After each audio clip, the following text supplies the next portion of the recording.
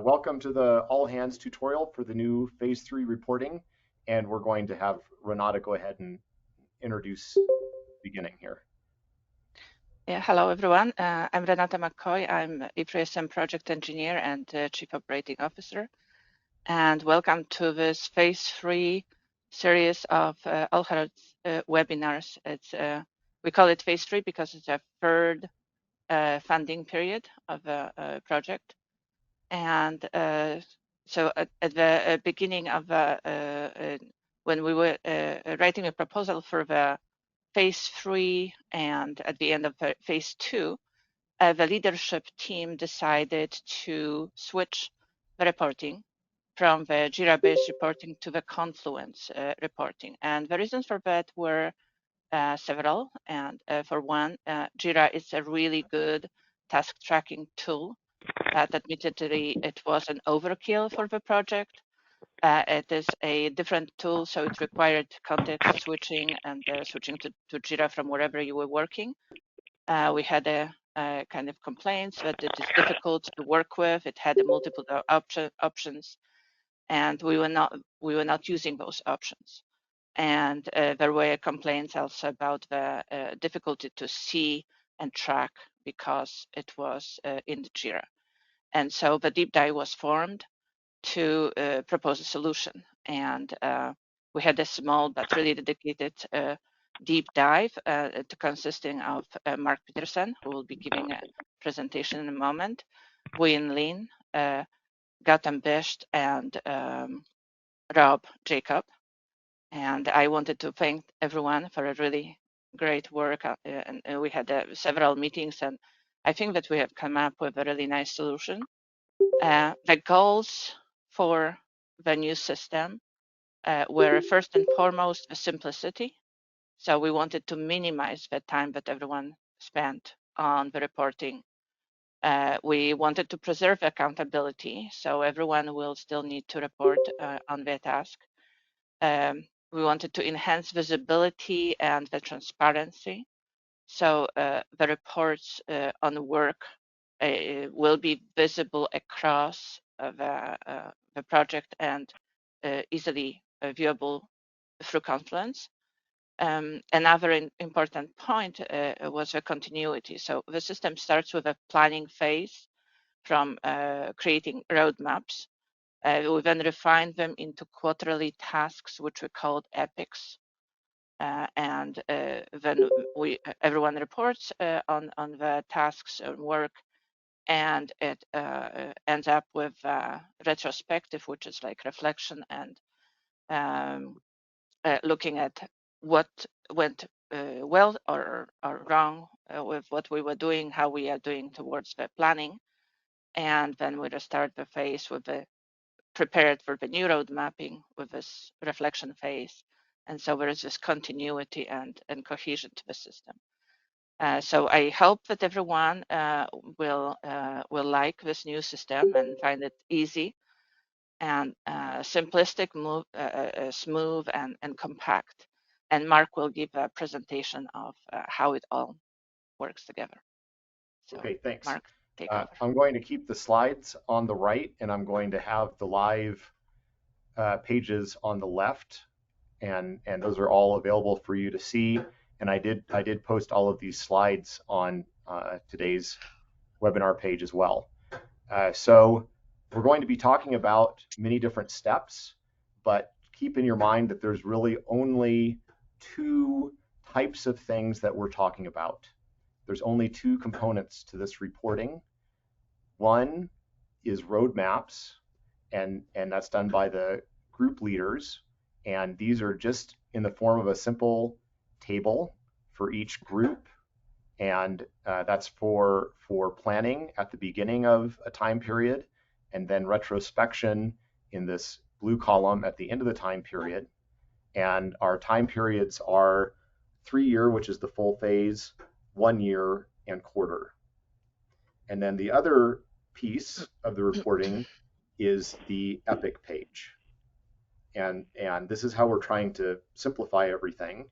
So there's one Confluence page per epic that starts from a template, and we report directly on that page for the biweekly periods and at the end of the quarter. And along with this, we created new Confluence spaces and directories. And hopefully you find all of this logical and easy to understand. And so here, under the spaces, if you're on Confluence, you're all familiar with the different spaces for all of the different groups. And so every group now, so I'm just doing land as an example here. And if we look at the directory, then every group can find their new road mapping and reporting space.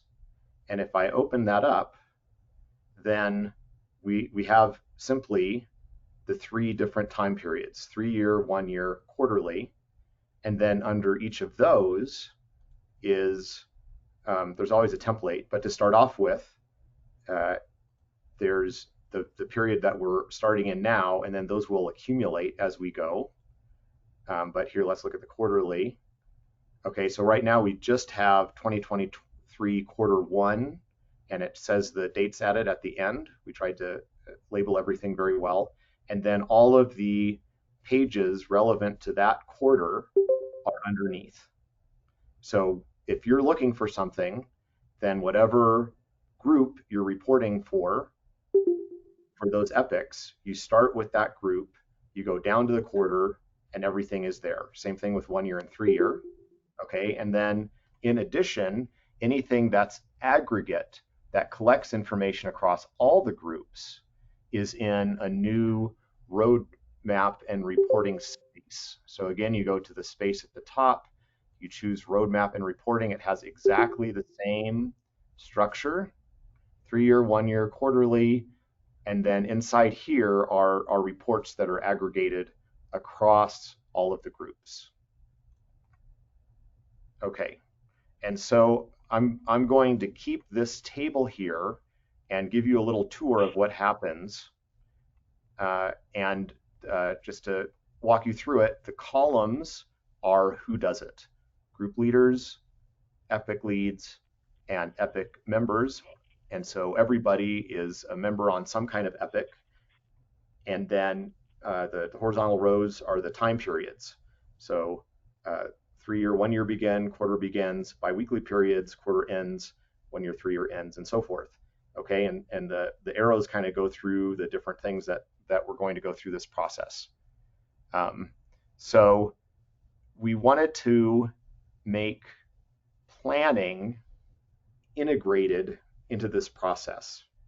And so for the phase 3 proposal, if you look in the appendix, we have roadmaps for the full phase 3 period. That's where we start. And so the group leaders begin with those, and those are the 3-year roadmaps, but we have to be agile. Those things can be altered as we go. And so the group leaders this week are taking the 3-year roadmaps from phase 3, altering them as appropriate, and then choosing what is going to be done in the 1-year period.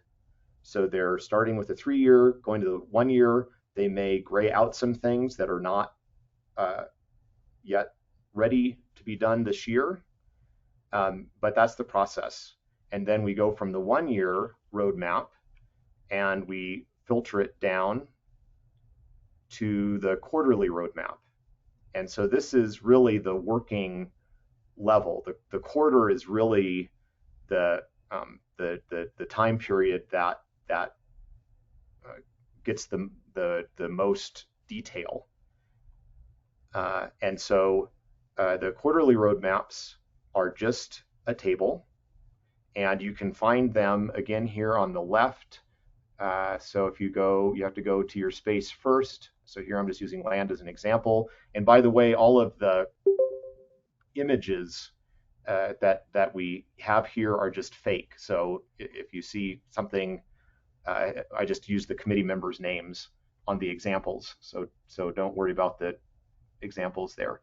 Okay, so let's say you want to find the quarterly roadmap.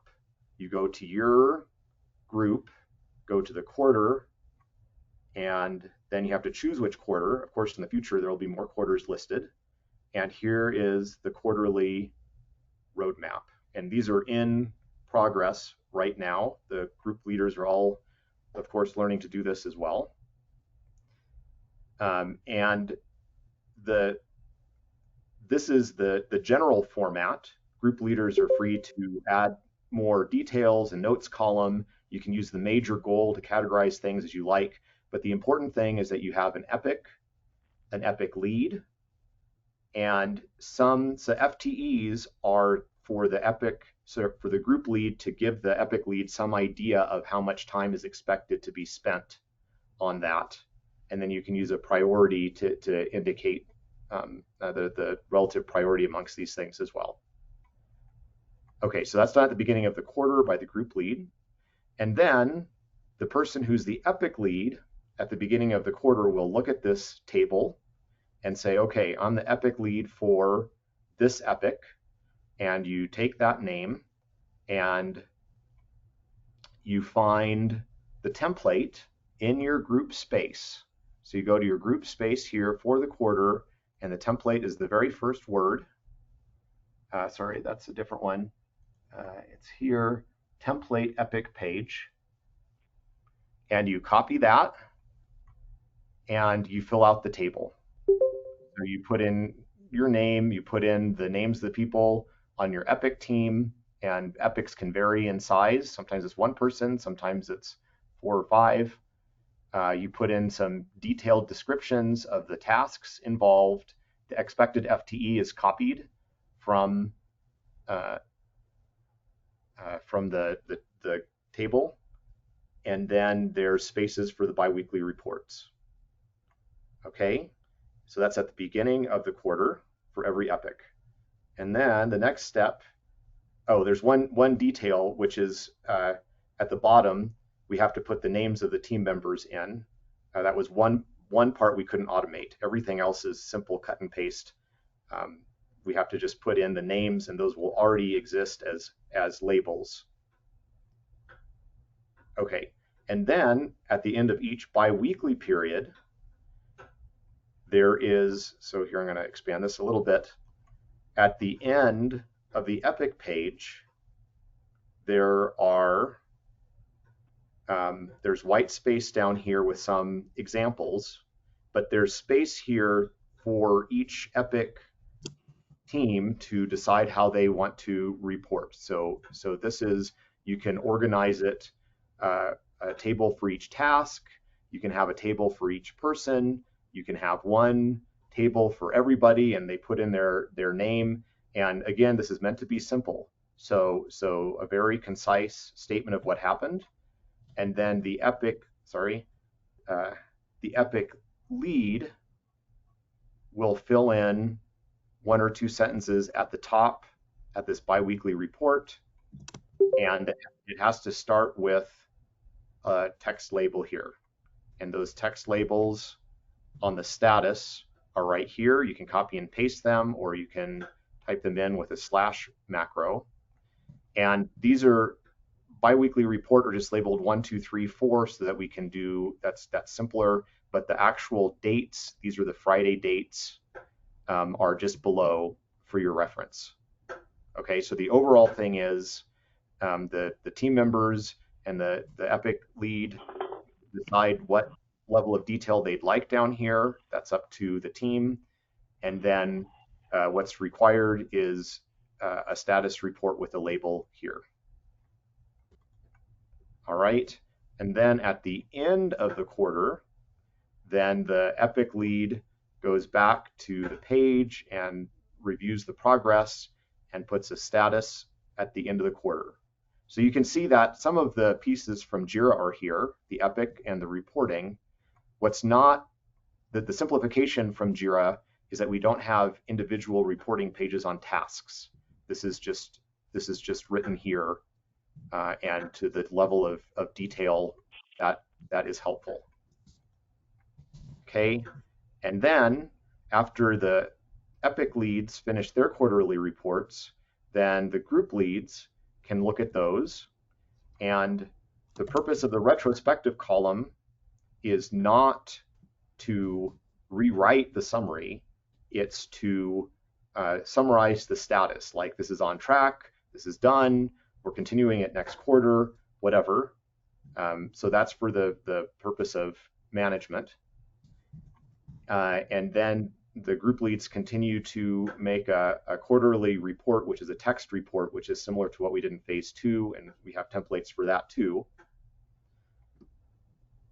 And the purpose really of the retrospective here is to think about, we did all of this for planning, where are we, and then which ones of these do we take to the next quarter, what are we done with, and so forth. And so that's why we have these arrows back. We're trying to provide this continuity of reporting, retrospection, rebase at both the quarterly, the yearly, and the phase time periods.